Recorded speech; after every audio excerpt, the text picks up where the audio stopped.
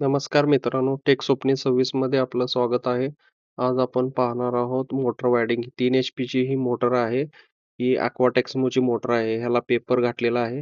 नवीन paper घातल्यानंतर motor कशी दिसते बघा. ही मोटरचे पूर्ण पेपर घालून आपण ही मोटर वायडिंग केलेली आहे. वायडिंग केल्यानंतर मोटरचं कनेक्शन मारलं आहे.